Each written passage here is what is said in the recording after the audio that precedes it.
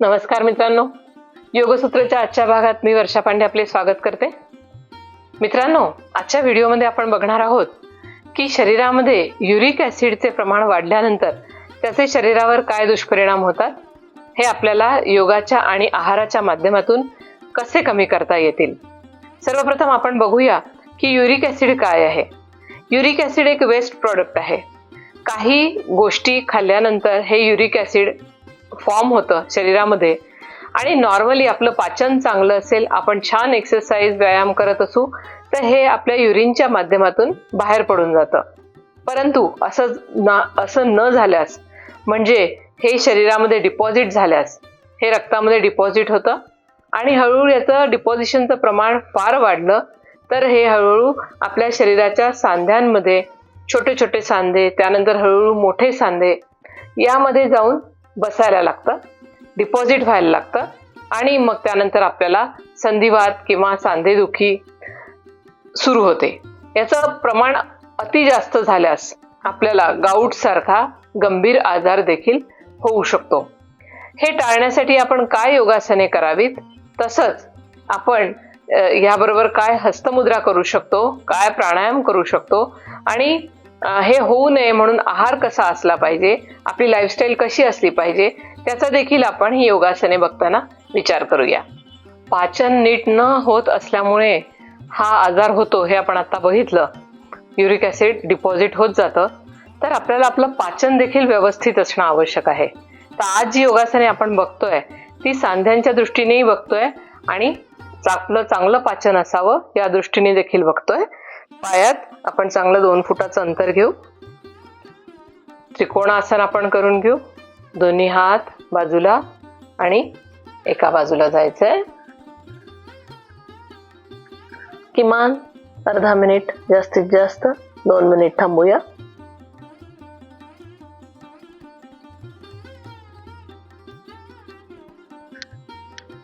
आपल्याला जेवढं शक्य आहे तेवढं आपल्याला जायचं आहे दुसरीकडे.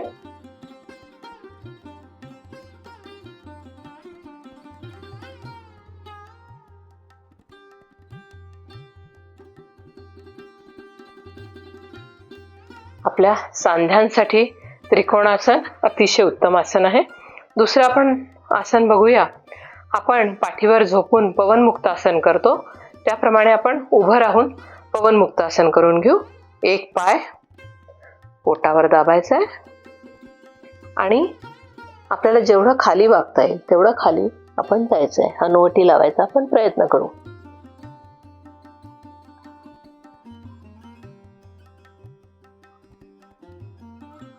आपल्याला एका पायावर शक्य होईल तेवढा वेळ आपण उभं राहायचंय. दुसरीकडून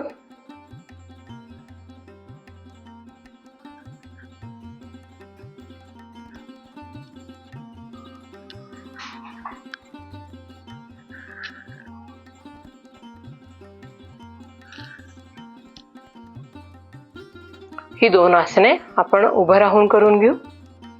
आता आपण पाठीवरच्या झोपण्याची स्थिती घ्यायची आहे. पाठीवरच्या आसनांच्या स्थितीत येऊ. आपण पवनमुक्तासन पण दोन्ही पायाने असं करणार आहोत. दोन्ही पाय पोटावर दाबून घ्यायचे. श्वास सोडून घेऊ आणि जास्तीत जास्त मान किंवा हनुवटी आपल्या गुडघ्यांकडे घेऊन जायची आहे. या स्थितीत आपण थांबायचंय थोडं.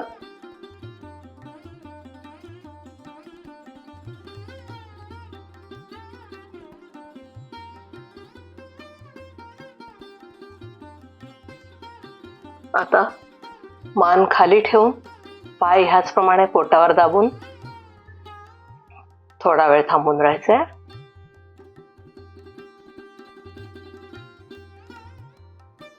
याने पोटावर छान ताण पडून पोट साफ व्हायला, म्हणजे डायजेशन उत्तम व्हायला मदत होते.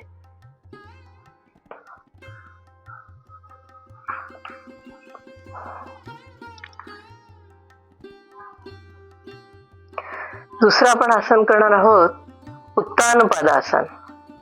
आपण दोन्ही हात आपल्या कमरेखाली घेऊ शकतो आणि दोन्ही पाय आपण वर उचलणार आहोत. आणि आपल्याला थांबून राहायचं आहे। याचा आपल्या पोटावर, पोटाच्या मसल्सवर छान ताण येतो, त्यामुळे पाचन सुधारायला मदत होते।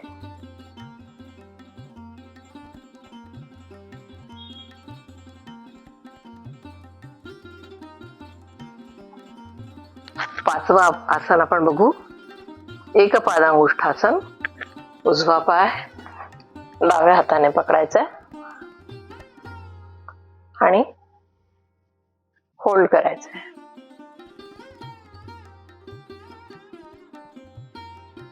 गुडघ्यातून पाय सरळ असावा।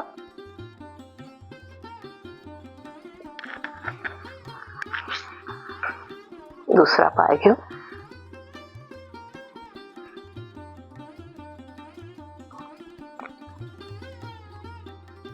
पाय जर आपला सरळ होत नसेल तर ह्याप्रमाणे आपण मान उचलली तरी चालते।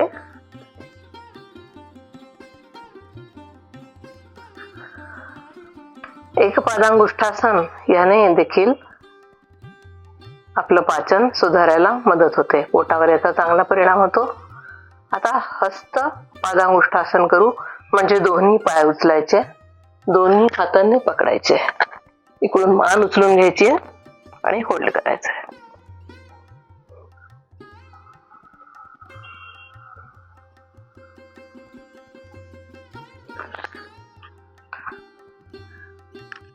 जागेवर। वातासाठी एक अतिशय चांगली मुद्रा आहे, ती म्हणजे वात मुद्रा।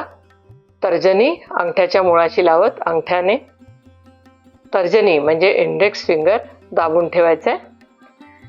ह्यात आपण किमान मिनिमम अर्धा तास सकाळी, अर्धा तास संध्याकाळी ह्याप्रमाणे बसू शकतो। आपण सुरुवातीला म्हटलं की आपल्याला कशातून युरिक ऍसिड ची निर्मिती होते किंवा डिपॉझिट्स होतात शरीरामध्ये, हे जर आपण बघितलं तर हाय प्रोटीन डाएट म्हणजे ज्यात नॉनव्हेज येतं, नॉनव्हेजमध्ये देखील काही मासे, रेड मीट किंवा काही नॉनव्हेजचे प्रकार हे हाय प्रोटीन्समध्ये येत असल्यामुळे हे पचवण्यासाठी आपल्याला जास्त शक्ती लागते। त्यामुळे आपण उत्तम व्यायाम करणारं जर आपलं शरीर असेल तर आपण हे उत्तमरित्या करू शकतो। परंतु व्यायाम कमी पडत असेल किंवा आपलं पाचन काही कारणाने वीक असेल तर आपल्याला ह्याचे डिपॉझिट्स, युरिक ऍसिडचे डिपॉझिट शरीरामध्ये राहतात, जे पाचन होऊन शरीरातून निघून जायला हवं ते निघून जात नाही। हळूहळू पुढे काय होत जातं की हे डिपॉझिट रक्तामध्ये वाढल्यामुळे हे जॉईंट्समध्ये देखील जाऊन बसतात आणि आपले हळूहळू सुरुवातीला छोटे जॉईंट्स, बोटांचे, हाताचे बोट, पायाचे बोट लाल होणे, सुजणे, त्यात भयंकर वेदना होणे असा त्रास सुरू होतो आणि हळूहळू हे मोठ्या सांध्यांकडे देखील जायला लागतं, ज्याला आपण गाऊट अशी व्याधी याचं नाव आहे। तर पुढे मागे किडनीवर देखील याचं प्रेशर यायला लागतं आणि किडनी देखील खराब व्हायला मदत होते। तर त्यामुळे आपण असं डाएट घेतलं पाहिजे ज्यातून खूप आपल्याला डिपॉझिट व्हायला नको, किंवा आपण आपल्या एक्सरसाइजचं प्रमाण वाढवून आपलं पाचनाचं जे तंत्र आहे ते सुधारून घेणं आवश्यक आहे। व्हेजिटेरियन लोकांमध्ये देखील काही डाळी आहेत ज्या आपल्याला ज्याच्यामुळे आपल्याला युरिक ऍसिड शरीरात वाढतं। ते जर प्रमाण आपण कमी केलं, जसं चण्याची डाळ, तुरीची डाळ, हे कमी करून मुगाची डाळ किंवा मटकी अशा गोष्टी जर आपण वाढवल्या तर आपल्याला युरिक ऍसिड शरीरामध्ये जमणं बंद होईल किंवा जे जमतंय ते निघून जाईल। त्याबरोबरच भरपूर सॅलेड्स ज्याच्यात फायबर्स आहेत भरपूर प्रमाणात, ते आपल्या खाण्यात घेणं आवश्यक आहे। आणि सर्वात मुख्य गोष्ट म्हणजे दिवसभरातून किमान 8 ते 10 ग्लास पाणी पिणं आपल्याला गरजेचं आहे। ते पाणी असू दे, ताक असू दे, ज्युसेस असू दे, लिक्विड फूड आपल्या शरीरात जाणं आवश्यक आहे, जेणेकरून भरपूर युरिनचं प्रमाण वाढेल आणि हे युरिक ऍसिड शरीरातून बाहेर पास होईल। आपण ही वायुमुद्रा बघितली। या वायुमुद्रेबरोबरच आपण अतिशय उपयुक्त असा कपालभाती प्राणायाम बघूया। कपालभाती प्राणायाम, पोट चांगला आत सक करायचंय प्रत्येक झटक्याबरोबर।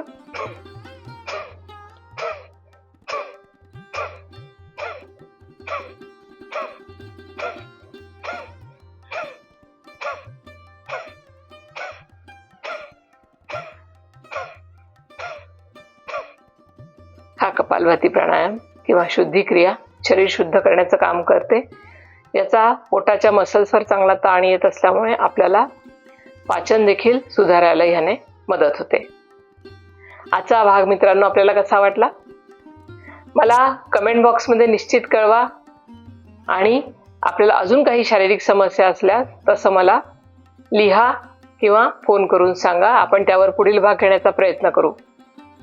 याबरोबर एक अतिशय महत्त्वाची गोष्ट सांगायची अशी राहिली की पाचन तंत्र हे व्यवस्थित सुधारण्यासाठी म्हणून एक अग्निसार क्रिया मी एका भागात सांगितलेली आहे. त्या अग्निसार क्रियेची भागाची लिंक मी खाली डिस्क्रिप्शन बॉक्समध्ये टाकते आहे.